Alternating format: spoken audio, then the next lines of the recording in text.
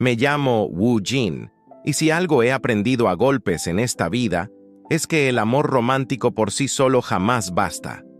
A veces, el amor simplemente se desgasta como unos zapatos viejos. Sigue estando ahí, arrastrándose contigo, pero ya no te lleva a ningún lado. Cuando conocí a Mina, creí que había encontrado a la mujer que me haría olvidar lo solitario que era llegar a casa de madrugada. Ella tenía una sonrisa luminosa que desarmaba cualquier defensa, y una niña pequeña, Bomi, que me miraba como si fuera su héroe. A mí jamás me importó que la pequeña no llevara mi sangre. Desde el primer día la traté como si fuera mía propia.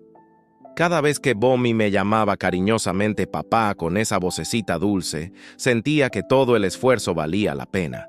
Pero con el paso del tiempo, las cosas empezaron a transformarse. Como una gotera silenciosa que no notas hasta que el techo está podrido. Min-ah dejó de buscar trabajo. Siempre había una excusa perfecta a la mano: que la niña estaba enferma o que no encontraba empleo digno. Y yo seguía saliendo de casa a las 5 de la mañana con el frío invernal, mientras ella se quedaba en la cama arropada. Soy un hombre de campo, tacaño conmigo mismo. Me cuesta gastar un solo won en ropa nueva, pero a ellas jamás les faltó nada. Comida caliente, un techo seguro, colegiatura y gastos médicos. Todo lo sostenía yo con el sudor de mi frente, y aún así, parecía que nunca era suficiente. Las discusiones comenzaron lentamente, disfrazadas de susurros nocturnos y quejas. Otra vez arroz y sopa barata. ¿No puedes traer algo mejor a casa?, me reprochaba ella con desdén. Yo tragaba saliva en silencio. Llegaba a casa con el cuerpo destrozado y ella me recibía con reclamos. Bomi se encerraba en su cuarto para no escuchar.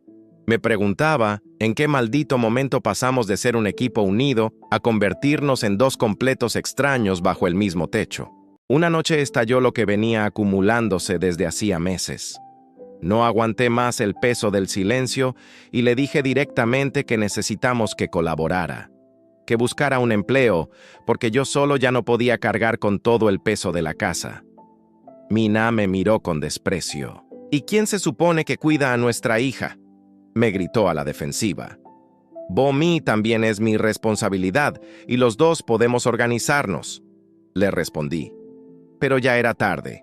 La herida estaba abierta y las palabras hirientes volaron de un lado a otro.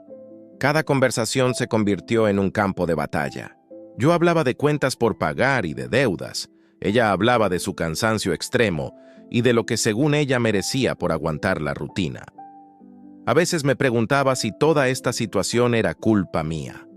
¿Habré cometido el error de querer darles tanto que terminé quitándoles el impulso de luchar? Me convertí en la cómoda excusa para que ella dejara de avanzar. Pero también me dolía el alma ver que su indiferencia borraba todo mi sacrificio. En los días siguientes, Mina comenzó a cambiar de forma sutil pero dolorosa. Su mirada ya no se cruzaba con la mía, se perdía por horas. Yo llegaba a casa con el deseo más simple, que me preguntara cómo había estado mi día, pero en su lugar recibía un frío. ¿Trajiste algo de comer? Me sentía completamente invisible, convertido en un simple cajero automático con piernas. Y lo peor es que la pequeña Bomi empezaba a repetir los mismos patrones. Una noche, Mina se puso un llamativo vestido rojo. Por un segundo absurdo me ilusioné. Pensé que todavía quedaba chispa entre nosotros.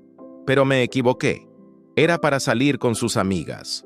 Volvió pasada las 3 de la madrugada, impregnada con un perfume ajeno y una sonrisa distante. No dije nada, porque comprendí que el silencio es más digno que un reclamo inútil. Pero por dentro, algo terminó de romperse para siempre. En el trabajo, una compañera me miró fijamente y me soltó una verdad. Wu Jin, tú también mereces que alguien te cuide. Me quedé pensando en eso. ¿Quién me cuidaba a mí cuando las fuerzas se me caían? Yo también estaba agotado de darlo todo sin recibir nada.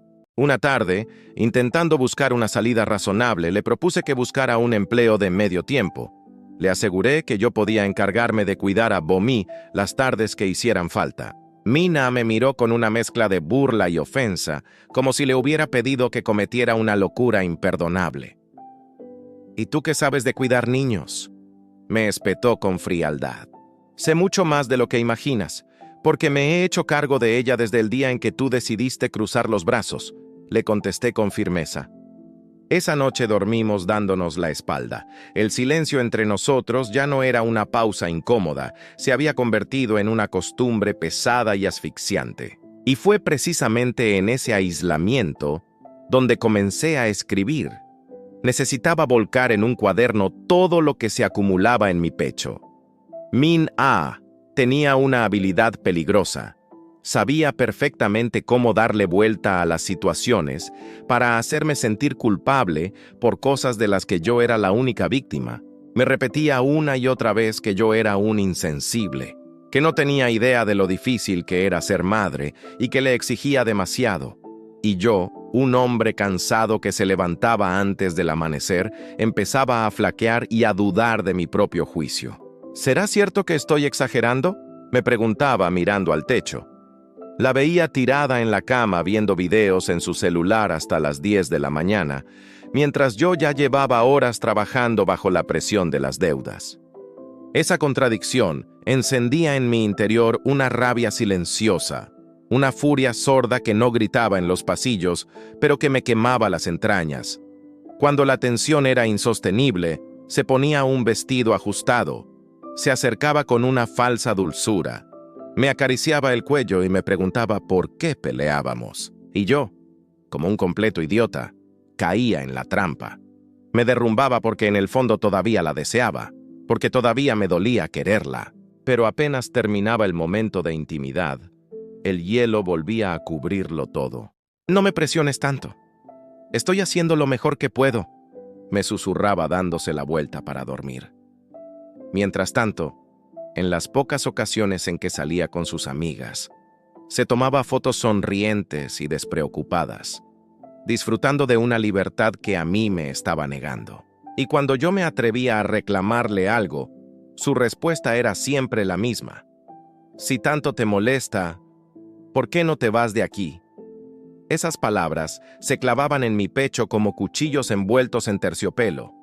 No me iba por cobardía, sino por la niña, porque cada vez que miraba los ojitos de Bomi y la forma en que se aferraba a mi mano para hacer la tarea, recordaba que ella no tenía la culpa. Soportaba las humillaciones de Min-ah, porque aún tenía la esperanza infantil de que el amor pudiera rescatar lo que quedaba de nosotros. Pero cada intento de salvación terminaba estrellándose contra el muro de su comodidad absoluta. Llegó un punto límite en el que algo dentro de mí simplemente se apagó.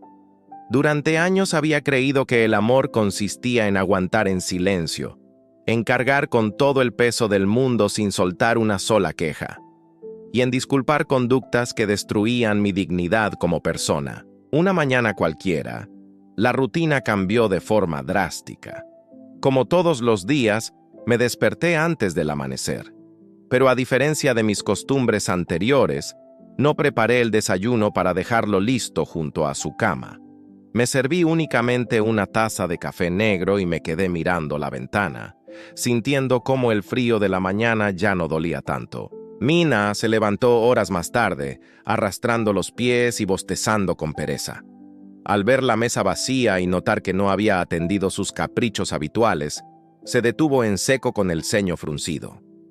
«¿Estás molesto por algo?», me preguntó con un tono de fastidio en la voz, como si me hiciera un favor con solo respirar cerca de mí. La miré fijamente a los ojos, sin levantar la voz, con una calma que a mí mismo me sorprendió. «No estoy molesto. Estoy despierto», le respondí. En ese instante comprendí la gran verdad. Yo ya no era un hombre dispuesto a mendigar afecto. Era alguien que entendió que el verdadero amor jamás se basa en el sacrificio eterno ni en el desgaste unilateral. El respeto y la reciprocidad no se ruegan, se exigen o se buscan en otra parte.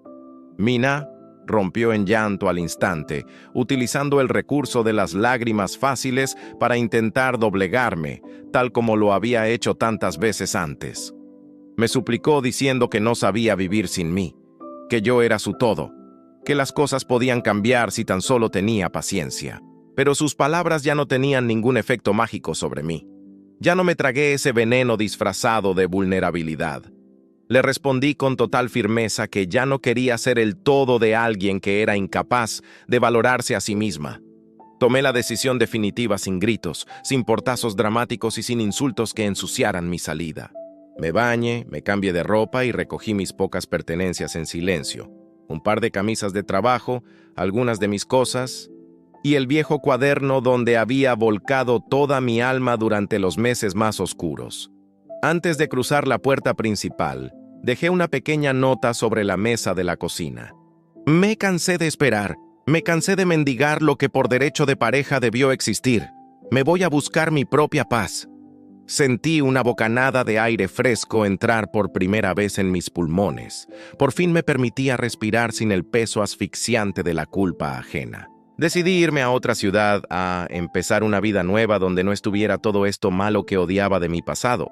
No voy a mentir diciendo que el proceso fue sencillo o que el dolor desapareció de inmediato de mi pecho. Durante los primeros días, el silencio en mi nueva y modesta habitación se sintió ensordecedor. Extrañaba el sonido de los pasos de Bomi por las mañanas. Extrañaba el eco de una rutina que, aunque me estaba destruyendo lentamente, formaba parte de mi día a día. Me enteré a través de conocidos comunes que Mina intentó buscarme durante las primeras semanas, no por verdadero afecto, sino por la desesperación de ver que las cuentas de la casa se acumulaban. Jamás contesté a sus llamadas. Corté de tajo cualquier puente que permitiera que el chantaje emocional volviera. Lo que más me costó asimilar fue la ausencia de la niña. Pensar en cómo me buscaría me desgarraba por dentro. Pero comprendí una verdad dolorosa.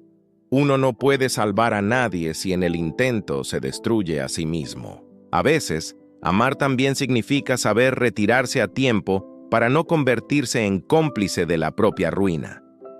El tiempo, ese médico silencioso, comenzó a poner cada cosa en su lugar exacto. Empecé a reconstruir mi vida. Volví a disfrutar de las pequeñas cosas. Tomar un café en absoluto silencio por las mañanas sin escuchar un reproche. Gastar el dinero que tanto me costaba ganar en algo que verdaderamente me hiciera bien. Y dormir sin culpas. En mi nuevo empleo, mis compañeros comenzaron a notar el cambio. Ya no era el hombre cabizbajo y agotado. Ahora caminaba con la frente en alto, con una energía renovada y una paz interior que no se compra. Escribir en mi viejo cuaderno se transformó en mi terapia favorita. Mis reflexiones se llenaron de dignidad. Comprendí que un hombre no vale por lo que soporta en silencio, sino por la valentía de proteger su paz. Hoy miro hacia atrás sin rencor ni amargura. No odio a Mina por lo que fuimos, ni me arrepiento de nada. Aprendí que la bondad nunca es un error, incluso cuando se entrega a la persona equivocada. Esta historia no termina con un final de cuento de hadas, sino con algo más valioso: la libertad de ser uno mismo. La victoria más grande es tener el valor para soltar lo que pesa y caminar hacia donde te respetan y te aman.